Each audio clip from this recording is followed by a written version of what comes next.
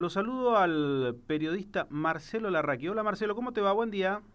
Hola Daniel, buen día. Un gusto poder tener este contacto contigo. La verdad que altamente interesante porque debo decir que por lo menos un par de libros tuyos ya los he leído y me parecieron interesantísimos y me queda pendiente todavía el último que has escrito sobre un siglo de violencia política que tiene muy buenas críticas.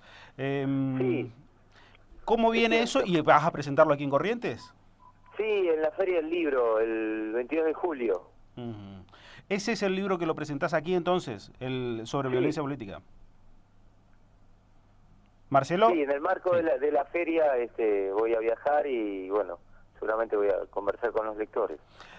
Marcelo, ¿la sociedad argentina es una sociedad tendiente a la violencia en forma permanente o crees que en realidad es fruto de un movimiento que se dio en ciertos momentos a nivel global? No, no, bueno, recoge también, de alguna manera, en la Primera y la Segunda Guerra Mundial, todos esos reflujos llegaron a la Argentina, también distintas confrontaciones ideológicas también fueron muy fuertes, pero sí hay como un ADN faccioso en la política argentina que conduce a situaciones y condujo a situaciones de violencia que se trasuntan mucho más en el siglo que yo desarrollé, que es de 1890 a 1990, ¿no? Mm, Donde las Fuerzas Armadas también fueron un factor, diría, fundamental para todos estos periodos de violencia, porque fue un actor que desde 1930 a 1990, digamos, mm, era clave para el desarrollo de la política argentina. mm, Hoy nos parece lejano toda esa etapa, mm, pero la preeminencia de las Fuerzas Armadas, si vos revisás los comentarios políticos de cualquier etapa de la Argentina, ya era como un dirigente político, ¿no? Como se habla hoy de un sindicalista o de mm. cualquier candidato, en ese momento era un militar. Sí. Y en este caso el libro recoge también bueno, todos los avatares que sufrió la historia argentina con la proscripción, los estados de sitio, los golpes de Estado, pero también los enfrentamientos internos dentro de los partidos políticos, de las crisis, cómo la idea de la violencia estaba siempre latente como para resolver un Mm. conflicto, ¿no? Ujú.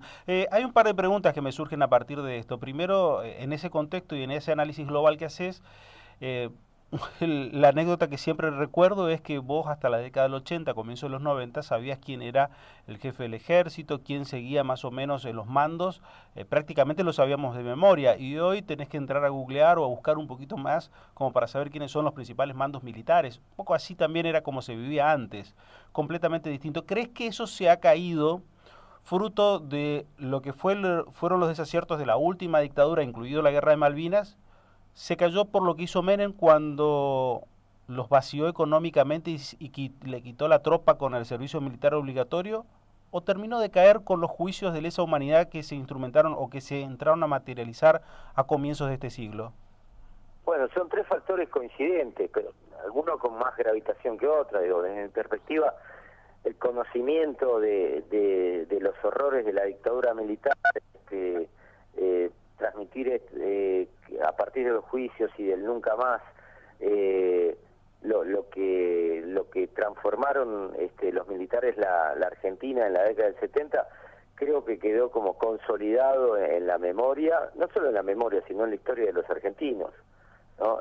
Y entonces eso ya hizo pensar a la gran mayoría de la población, diría el 99%, que los militares no pueden ser una solución.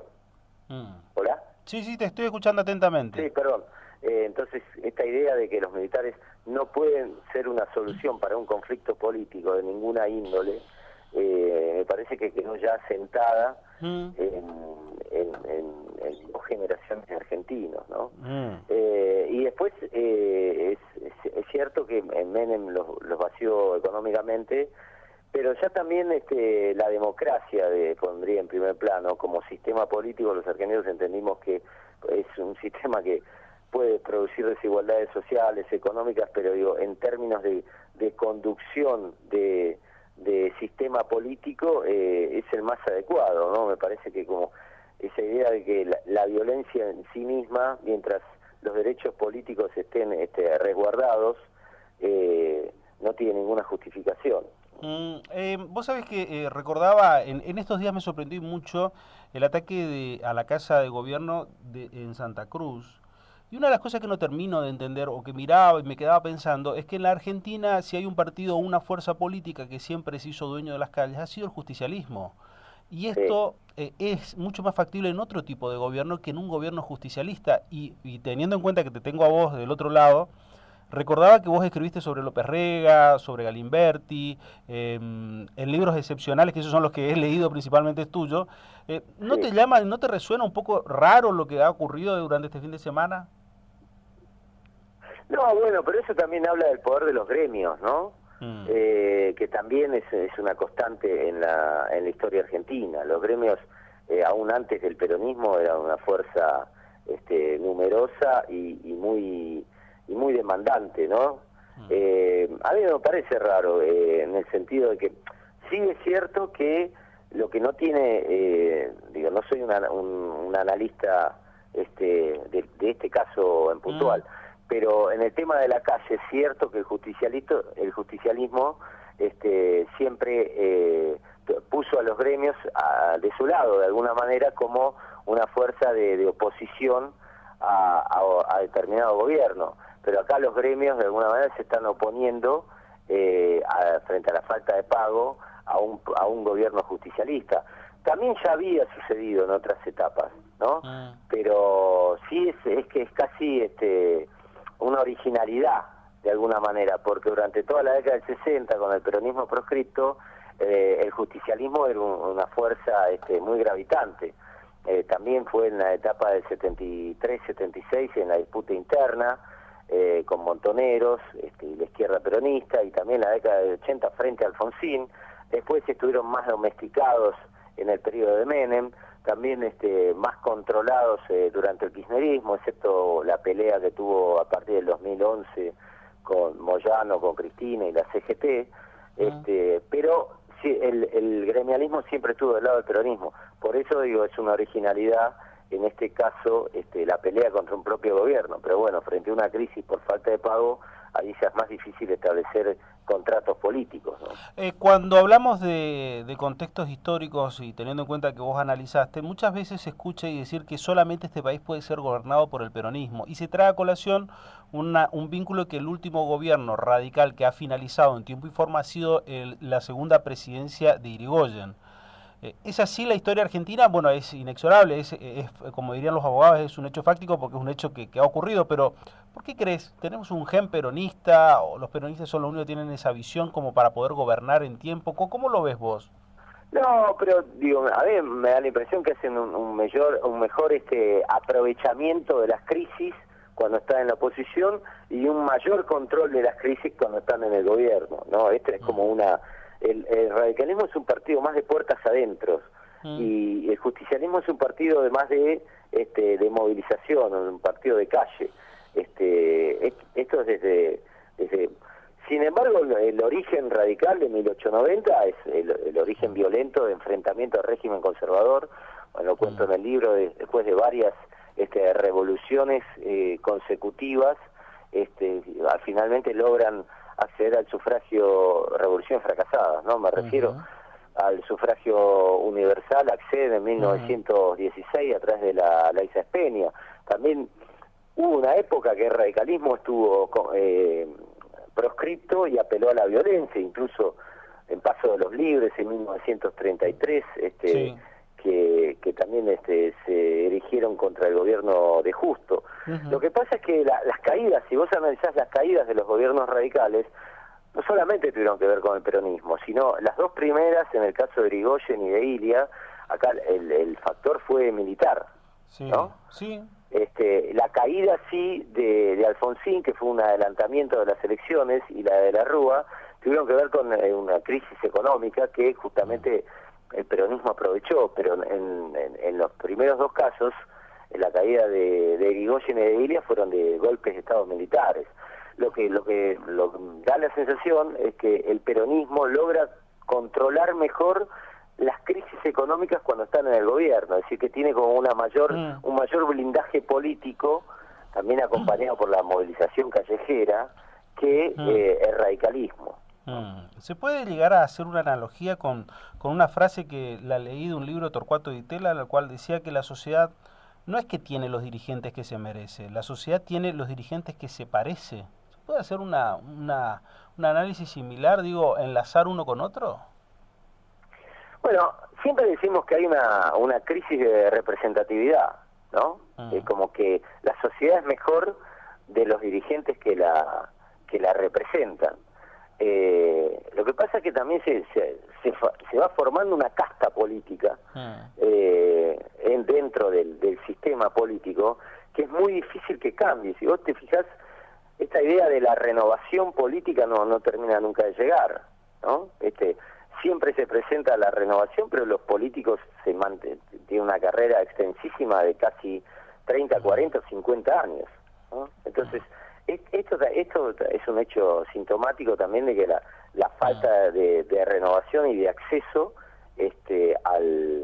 al poder decisional por parte de una generación joven. Me parece que en ese sentido la política también se transformó en una casta, siempre en nombre de la renovación, pero de alguna manera es muy difícil acceder al poder de las decisiones, y porque como los anticuerpos de la clase política son muy fuertes. Están los recambios generacionales, pero esos recambios demoran en llegar, ¿no? Esta idea de que lo nuevo nunca termina de llegar y lo viejo nunca termina de irse. Sí, sí. Recuerdo, vos sabés que la semana hablando sobre, teniendo en cuenta que ya prácticamente estábamos trabajando en la posibilidad de contactarte contigo, hablaba con un libreño y le decía, este señor que viene escribió ciertas referencias sobre libres, sobre Paso de los Libres. Y me decía, ¿qué referencia? Sí. Claro, obviamente en el libro de López Rega hace una referencia interesante sobre Paso de los Libres, ¿no? Bueno, ahí yo trabajé el tema de Victoria Montero, que era la maestra espiritual de él, que después lo echa de la casa, ¿no? En el año 72, cuando se da cuenta que su pretensión política y ambición de poder y ambición personal era mucho más fuerte que la de la evolución espiritual y como persona. Pero él estuvo en esa casa más de 20 años, de 1950. No sé si la historia es tan conocida así en la provincia, pero bueno, yo viajé a Paso de los Libres, estuve una semana hablando con toda gente que estuvo con López Rega, que obviamente era un López Rega totalmente distinto al de los años 70, ¿no? Pero era el López Rega de los años 50, que estaba con una comunidad en esa casa de Victoria Montero, que por lo menos cuando yo fui, después se transformó en una fábrica de helados.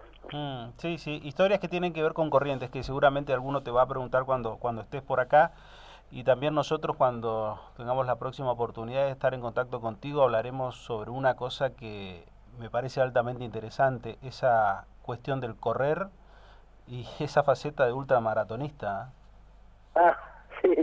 Sí, la verdad que sí, me gusta mucho correr en montañas y hago muchas carreras, llevo muchos años corriendo en montañas y así en carreras no stop, se dicen, que es de un día, de largas distancias, pero bueno, eso también es interesante como descarga, pero también exige mucho entrenamiento, pero en realidad tiene una analogía con los libros, porque cuando uno encara un libro, fíjate que este libro Argentina, un siglo de violencia política, es un proyecto de una década de escritura, ¿no? Entonces cuando uno encara un proceso de maratón, por lo menos tiene que entrenar, para correr en la montaña, tiene que entrenar 6 meses de manera rigurosa, comer de manera rigurosa, se convierte casi en un soldado, ¿no? Sí.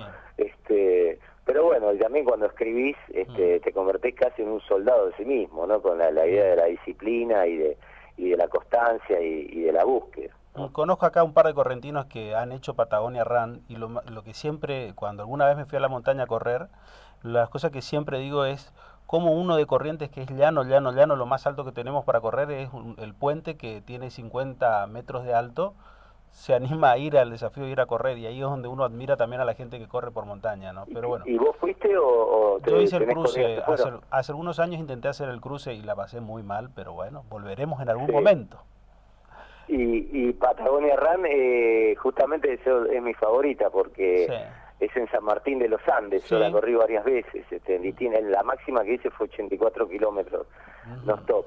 Acá conozco es como que es un desafío que te pone el cuerpo y la mente en situaciones límites, diría, básicamente la última etapa cuando tenés que de golpe llegar acceder a un monte de 2.500 metros, cuando ya tenés las fuerzas minadas, y tenés que hacerlo porque no te podés quedar en la montaña de noche. Claro, sí. Entonces tenés que poner todo de sí para salir de la montaña, es decir, escaparte del lugar de donde estás, porque cada minuto que pasa va a ser peor, porque la mente no te da, ya no pensás bien, ¿no? El tipo de pensamientos y de ideas y todo lo que te pasa con el cuerpo va a ser cada hora más negativo, ¿no? Sí.